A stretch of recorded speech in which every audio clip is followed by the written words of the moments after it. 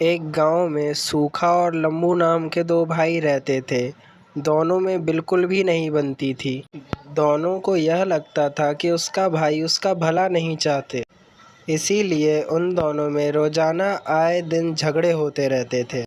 उनकी माँ उन्हें समझाती थी, लेकिन वह उनकी बात नहीं मानते थे और इसका पूरा फायदा उस गांव का सेठ उठाता रहता था।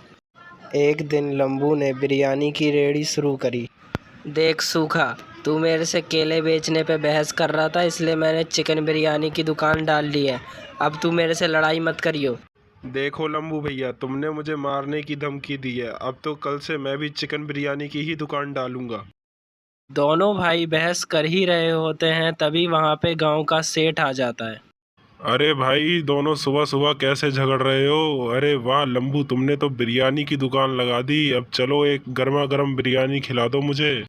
अरे सेठ जी, यह ठेला आप ही का तो है, आपका जितना मन करे उतना खाइए। लंबू इतना कहकर सेठ को एक थाली बिरयानी की दे देता है, जो बिरयानी वह सेठ खा लेता है। अरे भाई सूखा, लंबू की बिरयानी खाकर तो मुंह तीखा हो गया। अब तुम जरा अपने मीठे मीठे केले खिला दो। अपने केलों की तारीफ सुनकर सूखा खुश हो जाता है और वह सेठ को केला खिला देता है। उसके बाद सेठ वहाँ से चला जाता है।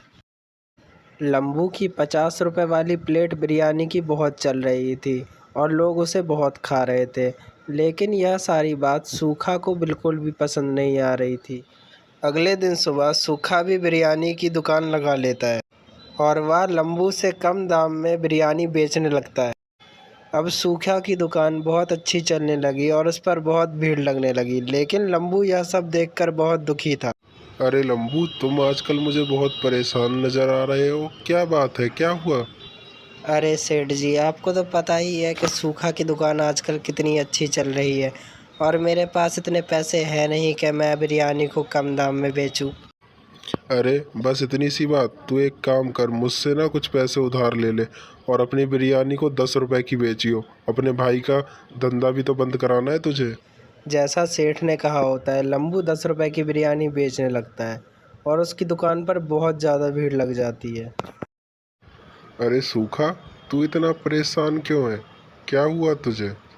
अरे सेठ जी, आपको तो सब कुछ पता है, आपकी आंखों के सामने है सब कुछ, फिर भी आप मुझसे पूछ रहे हैं।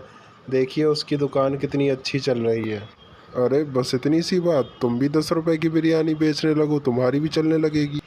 अरे सेठ जी, मैं 10 रुपए की बिरयानी बेचने तो लगूं, लेकिन मेरे पास इतने पैसे नहीं है ना।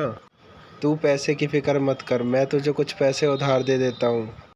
दोनों भाई लाला की बात मानकर 10 रुपए की बिरयानी बेचने लगते हैं, जिसके कारण उन दोनों का बहुत नुकसान हो जाता है। शाम को जब वह दोनों अपना काम ख़त्म करके घर आते हैं तो वह अपनी माँ को यह सारी बातें बताते हैं। अच्छा, तो तुम दोनों को पैसे सेठ ने दिए थे। अब तुम दोनों ही समझो कि वह यह क्या चाहता है। इतने समझदार तो तुम दोनों हो ही, वह तुम दोनों की लड़ाई का फायदा उठा रहा है। हाँ माँ, अब हमें सब कुछ समझ में आ गया है। अब हम ऐसी गलती दोबारा नहीं करेंगे और साथ मिलकर काम करेंगे। उन दोनों ने मिलकर एक बिरयानी की दुकान खोली और वह दोनों अब साथ में काम करते थे।